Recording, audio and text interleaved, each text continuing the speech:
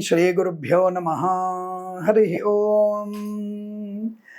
लक्ष्मीं क्षीरसमुद्रराजतनयां श्रीरंगदामेश्वरीं दासीभूतसमस्तदेववनितां लोकैकदीपाङ्कुरां श्रीमन्मन्दकटाक्षलब्धैभवत् ब्रह्मेन्द्रगङ्गाधरां त्वां त्रैलोक्यकुटुम्बिनीं सरसिजां वन्दे मुकुन्दप्रियां।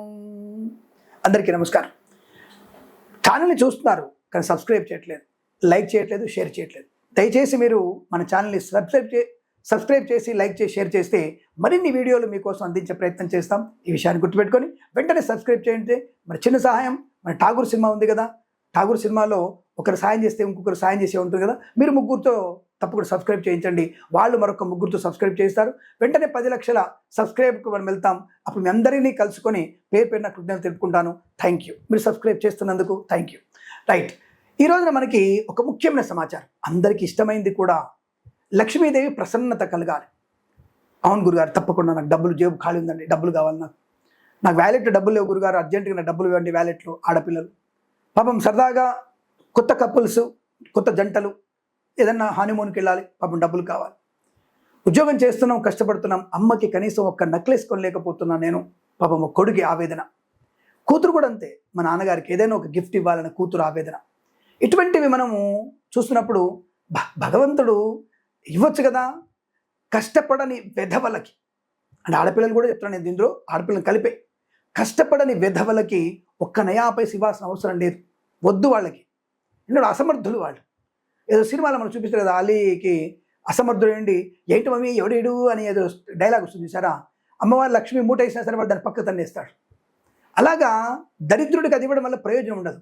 కష్టపడే వాడికి అమ్మవారు కనుక అనుగ్రహం కలిగించి కాస్త డబ్బిస్తే 10 మందికి ప్రయోజనం కలిగిస్తాడు. కాబట్టి కష్టపడ్డ వాడికి ధనం రావాలి. మరి ధనం రావాలంటే ఏం చేయాలి? ముఖ్యంగా మన ఇంట్లో ఇల్లంతా కూడా మనకి పరిశుభ్రంగా ఉండాలి. ఫస్ట్ మనం చేయాల్సిన పని, అది ఆడవాళ్ళు కానీ మగవాళ్ళు కానీ. నేను హాస్టల్లో ఉంటా గురుగారు, నీ హాస్టల్లో నీ రూమ్ని, నీ గదిని, నీ యొక్క మంచాన్ని పరిశుభ్రంగా ఉంచుకో. నువ్వు స్నానం చేసే మగ్గు, నువ్వు స్నానం చేసే బకెట్ శుభ్రంగా ఉండే ప్రయత్నం చేయాలి. ఎంత పరిశుభ్రంగా ఉంటే నీ విద్వత్తు బాగుతుంది, నీ విద్వత్తు వల్ల విజ్ఞానం పెరుగుతుంది, విజ్ఞానం వల్ల ఏ పని చేస్తే నాకు బాగా కలిసి వస్తుందో అనేటువంటి జ్ఞానం ఏర్పడుతుంది. ఆ పని వల్ల నీకు ప్రయోజనం ఏర్పడుతుంది, ఆ ప్రయోజనంతో ధనం సంపాదిస్తాం. చూడండి, చిన్న కిటుకు పరిశుభ్రత అనేది మనకి ఎంత ప్రశాంతతను కలిగిస్తుంది. ఇల్లు శుభ్రం వల్ల దరిద్ర దేవత బయటికి వెళ్ళిపోతుంది. మనకి శ్రీసూక్తం అందరికీ వచ్చు, దాదాపుగా చాలామంది శ్రీసూక్తం వచ్చు నోటికి. జ్యేష్ఠామలక్ష్మీర్నాశయామ్యహం అభూతిమసమృద్ధించ సర్వాణ్ణ మే గృహాత్. జ్యేష్ఠాదేవిని అనగా దరిద్ర దేవతని బయటికి వెళ్ళగొట్టి లక్ష్మి, ప్రసన్నమైనటువంటి మహాలక్ష్మిని ఇంట్లోకి ఆహ్వానించడం. అంటే జ్యేష్ఠలక్ష్మి అంటే ఎవరు? చెత్తా చెదారం అని అర్థం. పనికిరానటువంటి వస్తువులు, ఈ పనికిరాని వస్తువులన్నీ కూడా ఇంట్లోంచి బయటికి వెళ్ళిపోవడం మంచిది. అలాగే మన ఆఫీస్లో కూడా పనికిరాని చెత్త వ్యక్తులు ఉంటారు కొంతమంది, అటువంటి వ్యక్తులు కూడా మనం పంపించేయాలి. ప్రయోజకులైనటువంటి వ్యక్తుల్ని మాత్రం ఉంచుకోవడం వల్ల మనకు సమస్త ఉన్నతి ఉంటుంది, ప్రయోజనం ఉంటుంది. సమస్త వృద్ధి పొందుకుంటే అందులో పనిచేసే 10 మందికి లాభం కలిగే అవకాశం. కాబట్టి ఎక్కడైనా సరే పనికిరాని వస్తువులు, పనికిరాని వ్యక్తుల్ని పరిమేళ. ఇంట్లో ఉన్నటువంటి పనికిరాని వ్యక్తులు ఎవరు ఉంటారు? ఆలోచన. వెంటనే కొంతమంది కొంటె ప్రశ్నలు ఇస్తారు, మా ఇంట్లో మా బామ్మ ఉంది స్వామి, బయటికి వెళ్ళగొట్టాలా? ఆ బామ్మ అనేది లేకపోతే నీ ఉనికి ప్రశ్నార్థకం, మీ తాత అనేది లేకపోతే నీ ఉనికి అసలు ప్రశ్నార్థకం. కానీ ఇటువంటి దరిద్రపు కామెంట్స్ వెంటనే చేసి మన వంశాంకురటువంటి పెద్దవాళ్ళని, మన యొక్క తాతలు ముత్తాతల్ని కూర్చోబెట్టి రోజు కాళ్ళు కడిగి ఆశీర్వచనం తీసుకుంటే మహాలక్ష్మి ప్రసన్నత అంతకంటే నీకు గొప్పదేం లేదు. కాబట్టి ఇంట్లో పెద్దవాళ్ళ గురించి కామెడీగా మాట్లాడి నీ యొక్క సభ్యత సంస్కారాన్ని కోల్పోకు. చెప్పే విషయాన్ని మాత్రం అర్థం చేసుకోవాలి తప్ప ఇంట్లో పనికిరాని వ్యక్తులు అంటే ఏంటి? అసమర్థులైనటువంటి వ్యక్తి, యువకుడు అయ్యండి, యువతి అయ్యండి, చదువుకోక పరిహాసంగా మాట్లాడుతూ, అనవసరమైనటువంటి ఇంట్లో తిండి తింటూ కాలక్షేపం చేస్తూ, చదువుకోకుండా పని చేయకుండా వ్యక్తుల్ని తన్ని తగిలేయండి, బయటికి పంపించేసేయండి. బతుకుతారు రోడ్డు మీద, అడుక్కొని బతుకుతారు, మనకి అభ్యంతరం లేదు. కన్న కొడుకైనా సరే, కన్న కూతురైనా సరే. ఇటువంటి ఇంట్లో ఇలా ఇటువంటి ఉన్నారు కాబట్టి మనం ఎదుగుదల లేకుండా పోతుంది. రెండవది, పని మీద కాన్సన్ట్రేషన్ లేకపోవడం. నువ్వు చేస్తున్న పని భగవంతుడితో సమానం. ఈ పని మీద కాన్సన్ట్రేషన్ లేకపోయేసరికల్లా నువ్వు నష్టపోయేటువంటి ప్రయత్నం జరుగుతుంది. ఎదుగుదల ఉండదు ఖచ్చితంగా. ఎక్కడ వేసిన అక్కడే ఉంటుంది. కాబట్టి నీ పని మీద గౌరవం పెరగాలి, నీ పని వల్ల ప్రయోజనం పొందుకోవాలి, నీ పనిని ప్రతిరోజు కూడా దాన్ని సాన పెడుతూ ఉండాలి. లక్ష్మి అప్పుడే ఉంటుంది. ఏమో నేనేదో డబ్బులు ఎలా వస్తాయి చెప్పంటే, డబ్బులు ఎలా అంటే నీకు మంత్రం వేస్తే డబ్బులు వస్తాయా? అలాంటప్పుడు నీ చెప్పడం ఎందుకు? నేను ప్రేక్షకులు చెప్పడం ఎందుకు, నేను శుభ్రంగా మంత్రం చెప్పుకొని నేను 1,00,000 కోట్లు సంపాదించుకుంటా కదా, అటువంటి మంత్రాలు నాకెందుకు వస్తాయి? కాబట్టి మంత్రం అనేది ఎట్టి పరిస్థితులు గుర్తుపెట్టుకోండి, మన శక్తిని చైతన్యవంతం చేయడానికి తప్ప అకాలం అంటే ఇది అంటారు కదా, వర్షాకాలంలో కనుక నీకు ధనవర్షం ఏం కురవదండి. మంత్రం అనేది మన చైతన్యాన్ని కలిగిస్తుంది, మనలో ఉనికిని బయట తీసుకొస్తుంది, మన నైపుణ్యాన్ని బయటికి తీసుకొస్తుంది. అది మంత్రం యొక్క శక్తి. మంత్రాలకు చింతకాయలు రాలుతాయంటే తప్పకుండా రాలుతాయి. నేను చాలా చెప్పాను. నేను ఉదాహరణకి మీకు కూడా చెప్తాను. ఇప్పుడు మీరు, నేను, కెమెరామెన్ వెళ్తున్నాం, ఒక ప్రేక్షకుడు, ఒక కిరణ్ శర్మ, మా కెమెరామెన్, ముగ్గురం వెళ్తున్నాం. అడవిలో వెళ్తున్నాం మనం. నేను ముందు వెళ్ళాను, వెళ్ళేసరికి అక్కడ చెట్టు కనపడింది నాకు. నేను చెట్టు చూస్తూ ఉన్నాను. నేను బాయ్ చెట్టు బాగా ఉంది, మంచి చింతపండు, చింతకాయలు బాగా ఉన్నాయి, ఇంటికి వెళ్ళి మావాడికి ఇస్తే శుభ్రంగా నాకు చింతకాయ పచ్చడి చేసి పెడుతుంది, నాకు నోరు ఊళ్ళు ఉడుతున్నాయి, నాకు చెట్టు ఎక్క రాదు. నేను దేవుని ప్రార్థన చేస్తున్నా, స్వామి ఇవి నాకు అందేటట్టు చెయ్యి. ఓం నమో భగవతే రుద్రాయ, ఓం నమస్తే రుద్రమన్యవతో తైషవే నమః. స్వామి ప్రార్థన చేస్తున్నా. ఓ గంట అయిపోయింది, ఏంటో దేవుడు దయదలుతలే, నన్ను మంత్ర చదివినా నాకేం రావట్లేదు అని నిట్టూర్పుతో ఉన్నాను నేను. ఆ సమయంలో మా కెమెరామెన్ అక్కడి నుంచి వస్తున్నాడు. శర్మ గారు, గురుగారు నమస్కారం, ఏంటి ఇక్కడ వెయిట్ చేస్తున్నారు, ఎండలు ఎందుకు స్వామి? ఇలా చింతకాయలు ఉన్నాయి, బాగున్నాయా, చూస్తున్నాను వాటి కోసం అని చెప్పాను.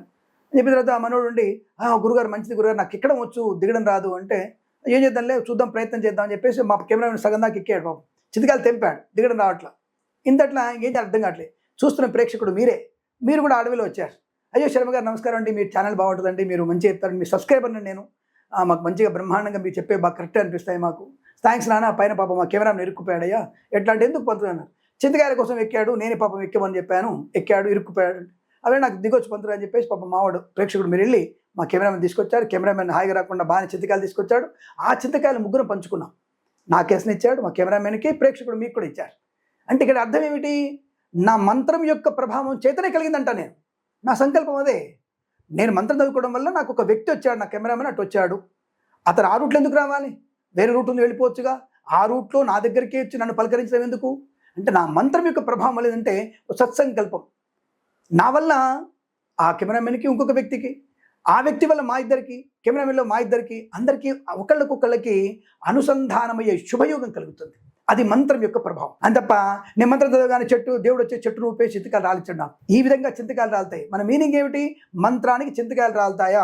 నా దోషుల్లోకి వచ్చాయి చింతకాయలు, అంతే వచ్చాయి. అది కెమెరామెన్ ఇచ్చాడా, పక్కన ప్రేక్షకుడు ఇచ్చాడా, నాకు అనవసరం. నా మంత్రం నా చేతికాయలు నా చేతికి వచ్చేసాయి, ఇది నా సంకల్పమే.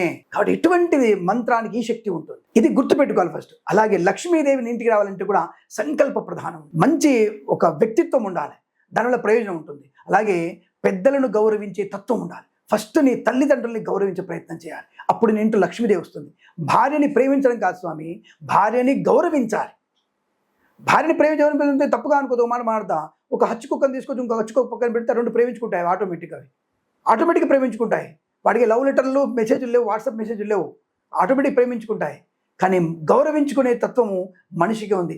నీ భార్యని గౌరవించు, నీ కూతుర్ని గౌరవించు, నీ తల్లిని గౌరవించు. నీ ఇంట్లో లక్ష్మీదేవి నిన్ను గౌరవించి నీ ఇంట్లో ఉంటుంది. అంటే ఒక వ్యక్తిని మనం ఆడ వ్యక్తిని మనం గౌరవించే, ఆడదాన్ని భయపడి మళ్ళీ తప్పుగా అనుకోకండి. నా తల్లిని అమ్మ ఇటు రావే అంటా నేను, అంటే అమ్మని రావే అంటే నా తప్పుగా అనుకోవడం కాదు. అక్కడ అమ్మ నాకు అన్నం పెట్టవే, అమ్మ నాకు నీళ్ళు ఇవే అంటమ్మా. కాబట్టి తప్పుగా అంటే నా ప్రతి విషయాన్ని తప్పుగా వక్రీకరణ చూడకండి మీరు. ఎప్పుడైతే నువ్వు స్త్రీని గౌరవిస్తావో లక్ష్మి నీ ఇంట్లో ఉంటుంది, పెద్దలను గౌరవిస్తావో నీ ఇంట్లో లక్ష్మీ స్థిరంగా ఉంటుంది. ఎప్పుడు నీట్గా ఉంటావో లక్ష్మి ఉంటుంది. ఎప్పుడైతే నువ్వు దేవాలయ సందర్శన చేస్తున్న వారానికి ఒకసారి, కనీసం ఒక్కసారైనా వారానికి నువ్వు దేవాలయానికి వెళ్తున్నావా, ఈశ్వరుని యొక్క దేవాలయానికి వెళ్ళండి. ప్రతి సోమవారం మీకు లక్ష్మి ఇంట్లో ఉంటుంది. అదేమిటండి ఈశ్వరుని వెళ్తే లక్ష్మి వస్తుంది, శుక్రవారం ఇప్పుడు అమ్మవారి గుడికి వెళ్ళాలి కదా, తప్పకుండా వెళ్ళండి. కానీ ఈశ్వరుడు ఐశ్వర్యాన్ని కలిగిస్తాడు. కాబట్టి ఈశ్వర దేవాలయం తప్పకుండా చేయాలి. మోక్షాన్ని, జ్ఞానాన్ని కలిగించేవాడు ఈశ్వరుడు. కాబట్టి మీరు ఇవి చేస్తే లక్ష్మి ఉంటుంది. అంటే నీట్గా ఉండడం, బుద్ధి వికాసం ఉండడం, పెద్దల్ని గౌరవించడం, భార్యాభర్తల అన్యోన్యత, మన పనిచేసే విషయంలో జాగ్రత్తగా ఉండడం, పనికి మనం అంకితమైపోవడం, బద్ధకం విడనాడడం, భగవత్ సంకల్పం, ఇన్ని రకాలు ఉంటే నీ ఇంట్లో లక్ష్మి తిష్ట వేసుకొని కూర్చుంటుంది. ఇది కాదని చెప్పండి. మీ నాన్నగారిని అడగండి, మీ అమ్మగారిని అడగండి. ఇది కాదు, తప్పు, కిరణ్ అనిపించండి ఒకసారి. కాబట్టి ఇవి చేస్తే మీ ఇంట్లో 41 రోజులలో లక్ష్మీప్రదమైనటువంటి స్థితి ఉంటుంది. మీ కార్యం దిగ్విజయం అవుతుంది, ఉద్యోగ లాభం ఉంటుంది, పిల్లల్లో చదువు, విచక్షణ జ్ఞానం పెరుగుతుందన్న విషయాన్ని గుర్తుంచుకోండి. నేను చెప్పేది ఏది ఊకదంపుడు ఉపన్యాసాలు కాదు. కాబట్టి ప్రతి ఒక్కటి ఆచరణాత్మకమైనది. మనం చేస్తే ప్రయోజనాన్ని పొందుకునే విషయం ఉంది. కాబట్టి తప్పకుండా ఇది మీరు చేసి ఆనందమయ శుభజీవనం పొందాలని కోరుకుంటూ, సర్వేజన సుఖినో భవంతు. ప్రేమతో మీ కిరణ్ శర్మ.